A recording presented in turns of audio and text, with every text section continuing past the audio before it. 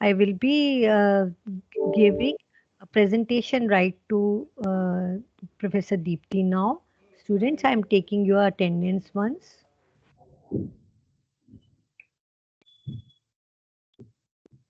Just a minute. Okay, ma'am, I am. Yes, I think now you can share your screen. Over to you. Thank you very much for accepting to do lecture for our students. Thank you from all our students. New students, these are from first semesters. Thank you, Seema ma'am. Just give me a moment. I'm just trying Yes, to set this up. yes, no problem.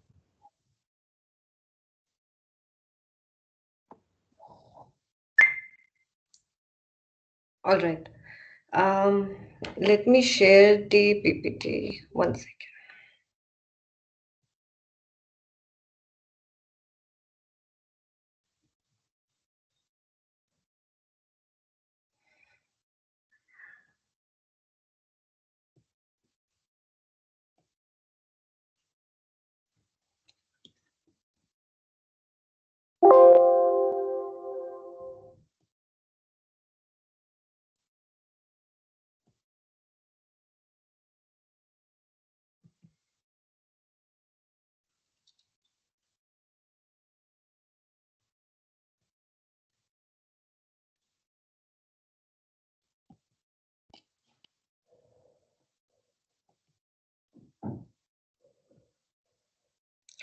Yes, can you see it? Seema ma'am, is it visible to everybody?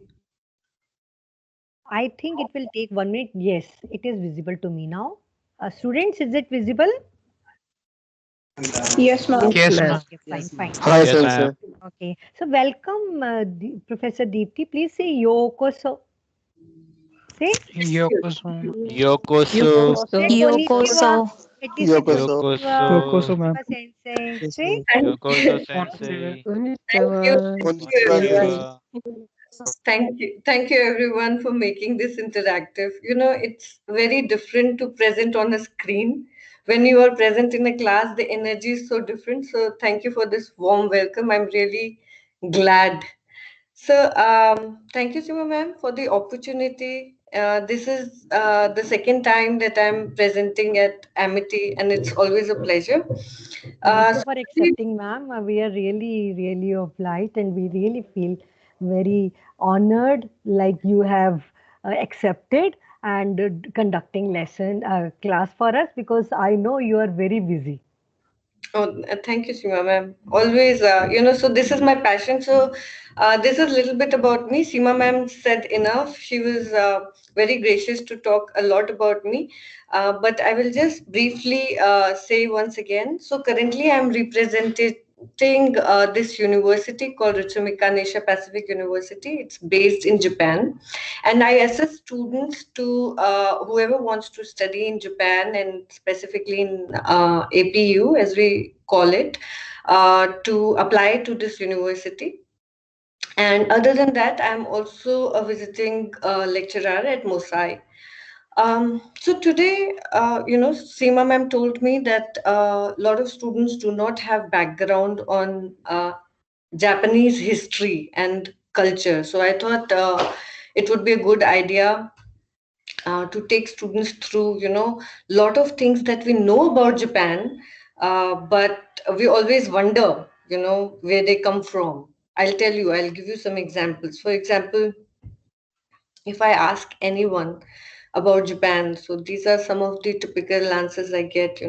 So about religion, they are aware that there is a religion called Shinto. They know that Buddhism, although it originated in India, but now there are many Buddhist followers in Japan. In fact, more than India now. Yeah, similarly about values, we have heard that how Japanese are so punctual. We have heard that Japanese are perfectionists, they're very obedient. Um, Again, we have heard they're process oriented, they have to have plans for everything. I'm sure because you all are students of this language, you have heard these cultural traits. Again, there are some ceremonies that we come across like ikebana, tea ceremony, right? um, we have this again. I won't, I cannot miss talking about kanji system. So their beautiful kanjis, where do they come from? So my effort in this lecture today is basically to tell you the Japan that we see today, how it originated and how these cultural values, how these religions, entered Japan, and what makes Japan that we know today. So, this is a brief history of Japan, but I have broken it down in a much simpler way for your understanding. What we can do is we can divide Japanese history like early Japan, then classical Japan, and medieval Japan, and then modern Japan history, right? So, the way we will proceed today is that first we will talk about features of early Japan. It is not possible to go period by period, so what we can do is we can just try to understand that there were three periods that early Japan consists of. For example, Jomon, Yaoi, and Kofun period. These were the early Japan periods, right? And there are some features that developed over in this period of time, these early periods. So we will talk about those, special features. We will not dwell into too much details about how exactly each and every period was. And then the next was classical Japan, right? So classical Japan is typically the period where we see a lot of cultural influence from Korea and China, and we see Japan developing as an administrative entity. So we will slowly dwell into all of that. Um, uh, go slow in your minds. Don't worry. I'm just briefing you. And then we will talk about medieval period, which is known as the warring period. There were a lot of um, internal conflicts, many disruptions in administration. It is called as a period of, other than Edo period, of course. Edo period was quiet and peaceful. But other than that, there were a lot of wars um, during medieval period. So we will cover them one by one. Okay. So, first, let's see the ancient Japan. So, whenever we say ancient, so all over the world, I think there are some common traits. So, we start with pottery, right? We start with small dwellings. So, people start to dwell in small huts, maybe, or pits. So, similarly, in Japan also, that was the period. So I'm talking about these three periods: Jomon period, Yayoi period. Few things that happened during these periods was that people started to, started to dwell in pits, and then rice farming that came into being.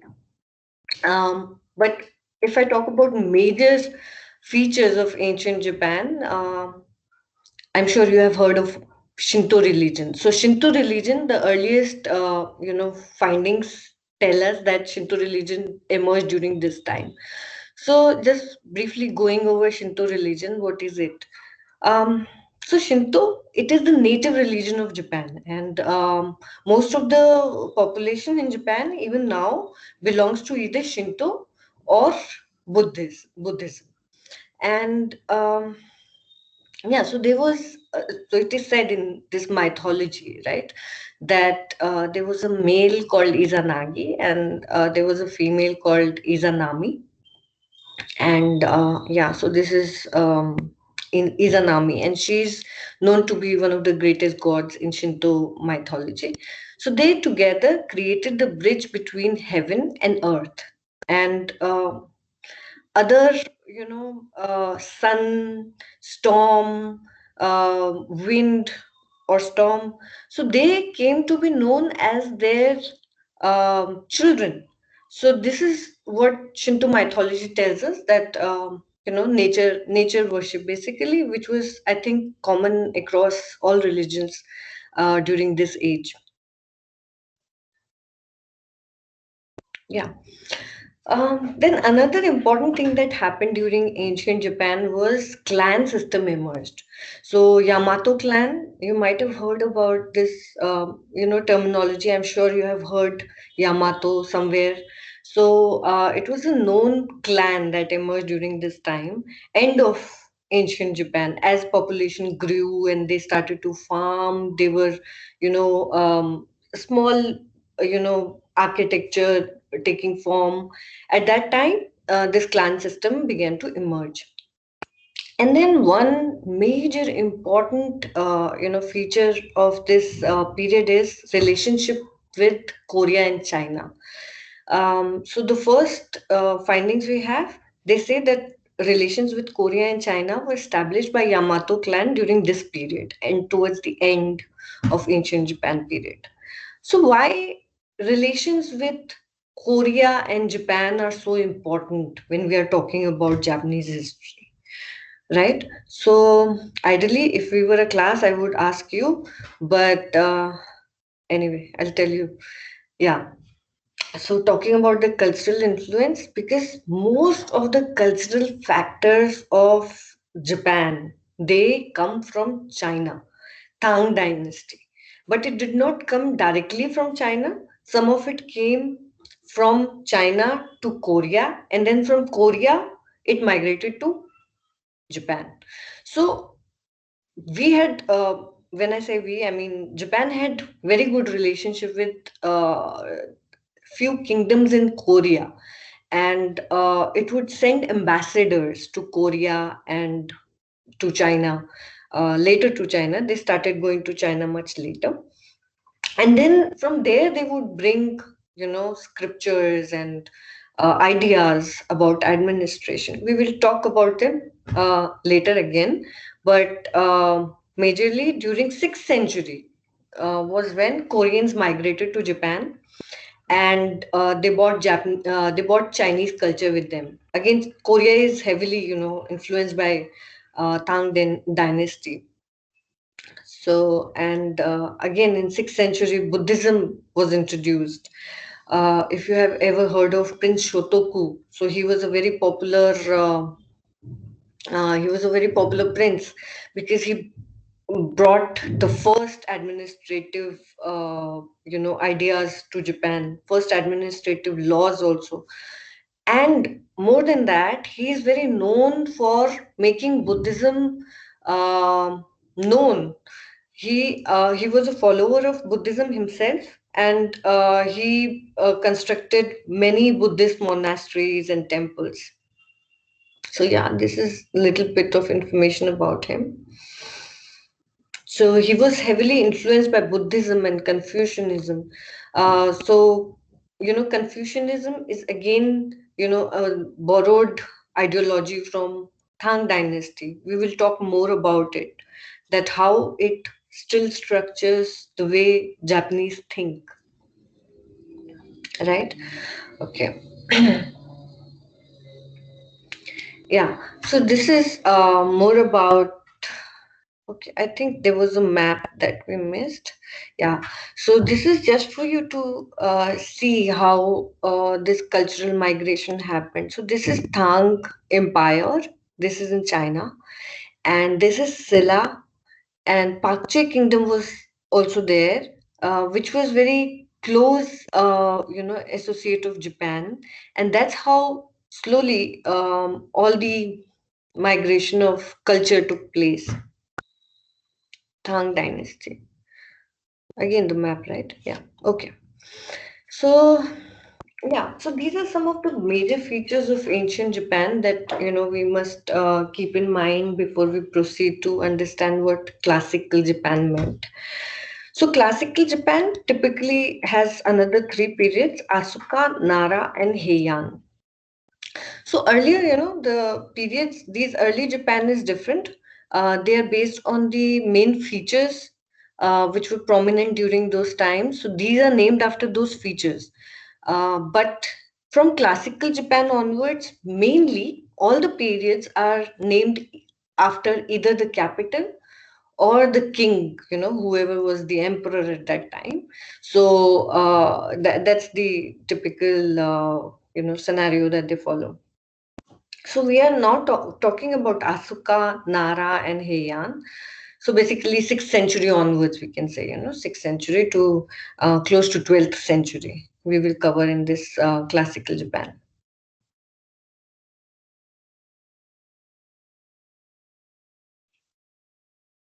Sorry. Yeah, it's classical Japan. So, just briefly talking about the features of of classical Japan, Prince Shotoku, I just spoke about him, right? So he was there in 7th century, and slowly during this time, society began to be divided in classes, right? And we will see more division of classes as we go along, but it had already begun to emerge during this period. And we all know about hiragana and katakana, and we wonder where they came from, right? So it came during Heian period, which was again a classical period. So during Heian period, um, quite a lot of things happened. There were ranks which were determined by bloodlines and dictated the way of life. So when I say this, I mean, again, it's bringing a class into picture. So the society is slowly forming a hierarchy. And then there were emergence of major clans like Fujiwara, Minamoto, Taira, and out of them, Fujiwara clan was the biggest, and they would rule Japan for a long period. There were Minamoto and Taira and other few other clans also, which were also powerful, and they were in constant fights with each other for power.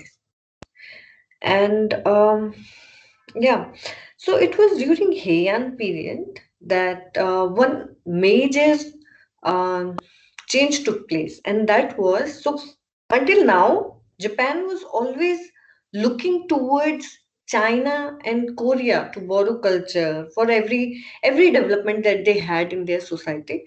But during this period, there was unrest in China, unrest in Tang Dynasty. So what happened was Japan began to internalize some of these developments. So during this period, Japan developed their own sects of Buddhism, like Tendai and Shingon. So these Buddhist monks, they came up with their own, sects and started preaching people about these native sects. And then because now the society is all internal, it's all Japan, so they began to develop writing system of their own. So far they were borrowing kanjis from China, and then they came up with hiragana and katakana, which were the reading methods of those kanjis by themselves. So this happened during Heian period. And again, there was this culture of court and emperors. So Genji Monogatari, I'm sure you will, if you have not, please look up what it was. It was the first ever novel that is known in the history of literature, written by Murasaki Shikibu. She was a lady in court, and she wrote Genji Monogatari. And this is another pillow book, another literature piece of literature which is very popular. So basically, all in all, the culture began to flourish. Japanese found their own way of developing writing systems, their own religion. So now they're developing as a nation as well as a society. Yeah. So now, after Heian period, we talk about medieval. So, medieval period, unlike of what we have discussed so far, ancient and classical, it is very different. Why is it different? It had some features which are totally different from classical Japan.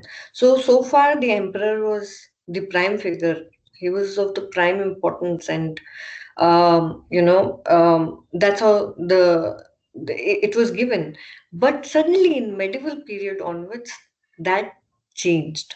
So we have a new class that emerges, feudalism emerges, and new class, when I say, I mean by Bushido. So we have samurais who come into picture, and how I will tell you as we go forward. So during medieval period, you know what happened? So we should talk about how, just a second. Yeah, so towards the end of classical period, it had began to happen already that there were clashes amongst clans. So when that happens, um, there was there was an emerging class of people which was military, right? So we can say that this was the beginning of feudalism in Japan and beginning of samurai domination in Japan. So now the government structure had totally changed. So far, we just had the king, but now during medieval period, we had the emperor. We would, Japan has an emperor even now. So emperor would remain all along. His role, although, changed. So now he was just for ceremonial functions. So he was there as the authoritative figure, but most of the decisions like judicial, civil, military, they were all taken by Bakufu, right? So we will look at how what bakufu exactly means. So bakufu is an alternate arm of government. We can think of it as a parallel government. So we have this in many countries even now, right? Army dictates all the laws, although there will be a government which would run the parliament, and still the army is very important so you can draw parallels. It's somewhat similar in that fashion. So yeah, so now we have Bakufu class, which has, daimyos. Daimyos are above samurai, and then we have samurais. Um, yeah, so samurai class, what is samurai class? We will look into that. I'm sure you have seen a lot of movies about samurais. So, yeah, so samurai was not just a soldier, it became a way of life in Japan. So, samurai typically means the one who serves, right? And someone who is supposed to safeguard large land holdings of nobles. So all these noble people from the court, they had large land holdings and they would hire samurais because they were powerful. They were trained. They were trained in arms. They were swordmanship. And they knew horse riding. So all these trainings they were given, and yeah. So and they had very strict law of conduct called Bushido. I'm sure you have heard of, honor. So if they lose a battle, they would kill themselves, and so that's what being a samurai meant. And it was not just limited to samurai because they were a higher class. So everybody would look up to them and this behavior and this law of code. So yeah, so that's samurai. Um, yeah, in medieval period, what happened in Japan? So society is already developing, and now it has taken a new form of structure, which was called Shinokosho. So when I say Shinokosho, looking at these kanjis, I hope you can relate to some of these. So this is for samurai, right? Samurai. So they are on top.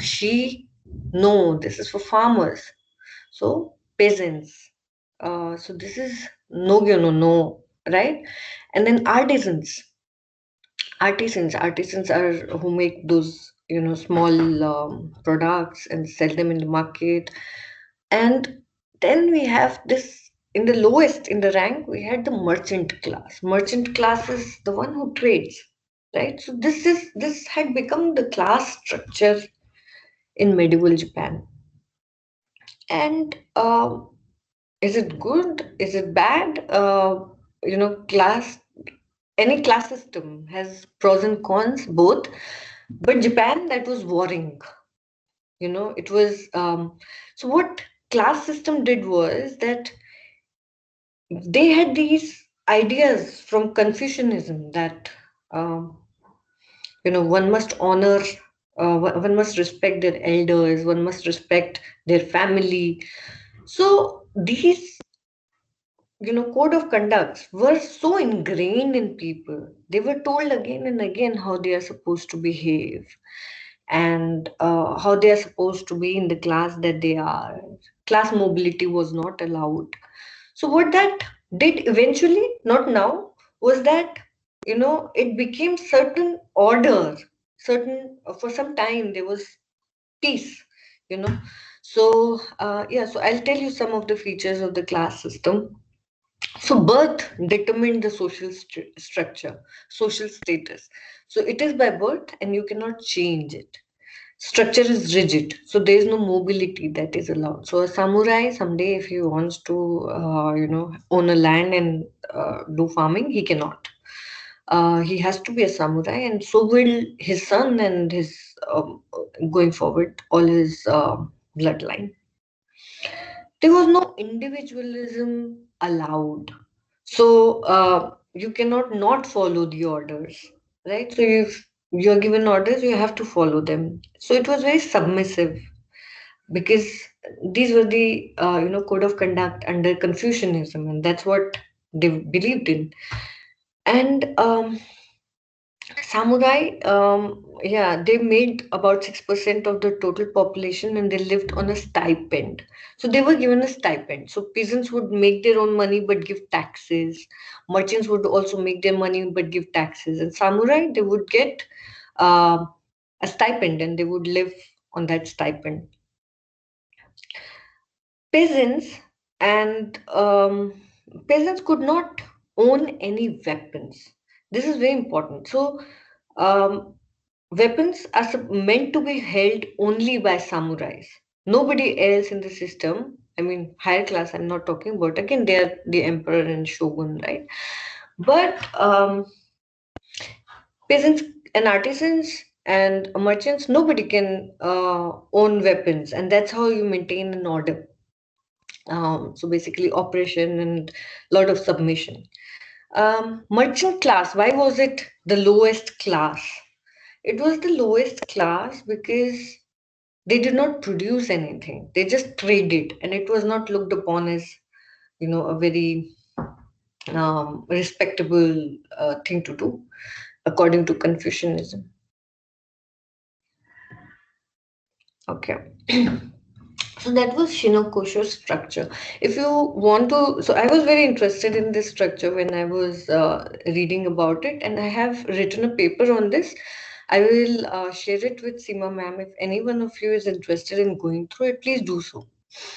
Ma'am, I am interested. You Sure, can share. sure. So I will share it. It is a published paper. You might find it interesting. You can circulate it to people. Yes, ma'am. But what I was really wondering that it is this class system and the division is almost like Indian system of that time. Uh, yeah, we can say, but we never had, any Rigidity, so much samurai. rigidity. No rigidity is there, Seema ma'am. We cannot deny that. But at the Yeah. same time, there are few classes we did not have, and Yeah. maybe the reasons were different. You know, Mm. they are following Confucianism, and we go by Manu's Smriti. You know that, right? Yes. Yes. Yes. Yeah, it's reasons are different, but every society has a some or the other, class structure. Mm. It's no denying. Some in some societies it's more submissive, and in some societies it has loosened up, more than Mm. others. True. Okay, and so this society. So now, although medieval period, we see that there is a certain level of order, but despite that, so because there is feudalism, what is feudalism? So there is a piece of land which is given to a farmer to till, and then he will pay you the taxes and take some with himself. But the owner is someone else, and daimyo is daimyos. They were daimyos, right? So I hope in Shinokoshu you saw where daimyos are. These are daimyos. They are wealthy landowners, right? So they would hire samurais. So basically, yeah. So we see that there is a structure, but within that structure also there were many conflicts. It was not free of conflicts. But later, in the later medieval period, Japan was unified, and you will hear of Oda Nobunaga, Toyotomi Hideyoshi, and Tokugawa Ieyasu. Tokugawa Ieyasu is very popular, and that these three together they united Japan. How can one unite a country, right? You might think. So they had certain policies that they brought, uh, and they brought in place so that there is more. There's a unified Japan. There's more peace, stability, less conflicts. So one of the policies that Bakufu followed was subjugation of daimyos. So daimyos were taken under control, strong control. It's not that they will be out of any regulation, and yeah. So there were restrictions on outside contact. So when I say that, it means that there were no foreigners who were allowed. You know. Um, um, so they saw it as you know ad- as a destruction on their culture that they're building inside the country. So there was no outside contact that was allowed, and we will going forward we will know more about how foreigners began to enter Japan, and then there was again a period when Japan was under Sakoku, as they say, as in it was chained. It was a chained island. Nobody could enter and nobody could leave. But during medieval period, there were certain restrictions on outside contact, and then there was this imposition of Confucian idols. As I said earlier, the more they preached those idols to everybody, they imposed them. Nobody else could have a weapon, for example. No mobility. Nobody could engage in any other work other than what is meant for their class. Sword hunt. So there was a sword hunt. Oda Nobunaga, he organized that. So they went to all the peasants' homes and they looked for weapons, and whoever was found with weapons, they would be punished. So it was basically, under strict rule of conduct, they began to unify Japan. So these are the three unifiers of Japan. You can just take a look at this.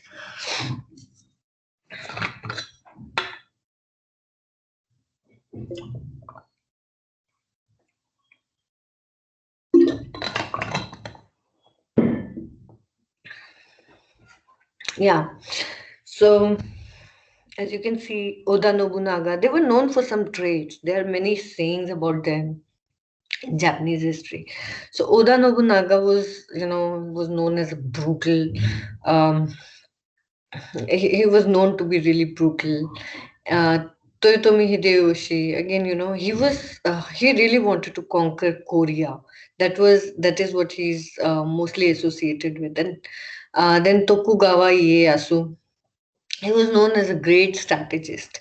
We will read more about him because he was the last of three unifiers. So we are yet to cover that part of the history yet. Okay. So just going slowly over, this period. So how did Kamakura period start? So there was Minamoto Yoritomo who defeated Taira clan, and he chose that he doesn't want to be an emperor, and he chose to be a shogun. So he established Bakufu, the alternate military government that I just told you about. Um, One important mention during Kamakura period is that there was a Mongol invasion under Kublai Khan. So they invaded Japan twice. So I don't know if you have heard about kamikaze. So during these Mongol invasions, what happened was, although Japan was weak at that point of time, their army was not a match to Kublai Khan's army. But there were typhoons. Surprisingly, there were typhoons both the times, and their ships, Mongolian ships. They were, either they were destroyed because of such strong winds. So Kami Kaze. Kaze means wind, and Kami means God. So this revived their belief in Shinto. So they already believed in um, nature worship, and it revived that belief. um, but again, wars, as they always do, they weaken the economy. And um, again, as the economy weakens, there's always an uprising and some sort of unsettlement in the system. So that's what happened. And yeah, so literature, if we talk about literature in Kamakura period, there were tales of war, because war is what was happening during this period. And so they were, so bravery was, it began to be looked upon as big. It was very important to be brave now, so looking up to samurai, Bakufu culture. So yeah, Muromachi period. I have already shared gist of this period in the slides above, but let's go through them slowly. So yeah, Muromachi period is basically when there was a renewed relationship between Japan and China. So which means again an influence, right? And then it was, if you remember, in Heian period, we had broken contact with China for. Broken contact means, so, earlier there were these ambassadors who would go to other countries to study, how their society is structured, how they conduct their decisions, how cities are planned, how literature is flourishing, and all of that. And that was brought back to um, Japan in this case. Yeah. Um, Muromachi period, one another important thing that happened during this period was that Portuguese, Spanish, and Dutch. They were the greatest explorers. You might have heard about it. So they were anyway greatest explorers, and they were also, you know, um, missionaries, Christian missionaries. So they entered Japan, and they brought with them arms, clock, and medical knowledge. So this is the time that Western civilization was flourishing. They had so much of, they were much ahead in their, especially in their science and medical knowledge. They were doing much better than East, we can say, especially Japan, because it was more or less closed. It was a closed island. Christian missionaries came to Japan, and they began to convert. That's what they believed in. That they began to convert um, population. So they at one point of time they were about 2% of population, which was Christian, and they established 200 churches. And slowly, because they had, they began to have a very high effect, as an impact on people because of new ideas, right? So they bring, for example, samurais, they just knew swords so far. They suddenly see arms. So that's, for a society which is closed, it's big. So they had brought, these new pieces of information, which was very, and just give me a second. Just give me a second. Yeah, sorry. Dear students, Yes. yes, go. All well? Yes, all well. Go ahead, Deepti-san. Okay, okay. The battery was low. Yeah. So, yes. So, what happened now? That some of the Bakufu, they got the information that missionaries are plotting against them, which was again hearsay. Nobody knows what happened, but there was a persecution against Christians that started. So they began to expel. Uh, missionaries from, because again, when a new culture enters any place, new religion, new culture, so there are bound to be clashes, and that's what began to happen. And there was an unrest in the country, and Oda Nobunaga took control. So when I say took control, it means that sword hunt happened, and he began to persecute Christians, and they began to sorry, they began to expel foreigners. They said that foreigners bring uncertainty and to the system, and that's what happened. Yeah. So we have already covered this. Yeah. After all this, after they unified, these three unified Japan, then begins Edo period, right? So Tokugawa, you might have heard about this. This was a very peaceful time for Japan, about 250 years, when it was a time of internal peace, political stability, and economic growth also. Um, Ieyasu, who was the last leader out of three, he issued an edict that Christians should be expelled. It happened in 1614, and it led to a huge rebellion called Shimabara. So all the Christians revolted, and others also who believed it was unfair. Um, but because of the growing unrest and so many changes taking place in the society, there was a Sakoku edict that was issued in 1635. Sakoku basically means Koku means country, right? Sa means chain. So it was an edict that the country is closed and no one can enter Japanese territory, and no one can leave Japan without permission. So it became a closed island for about 200 years, and it opened only in 1853, when American ships, they were looking for more trading partners. Americans, they wanted shores where they could park their ships, explorers could go, and that's when they found Japan, and they forced Japan to open. And yeah, so that changed the history forever. But today we will cover only till here, and we will have another part of this which Seema ma'am will talk about more. So from later than Sakoku, we will talk about Japanese history in our next part. In our next part, yeah, That will be part two. We plan in that will January. be part two, right?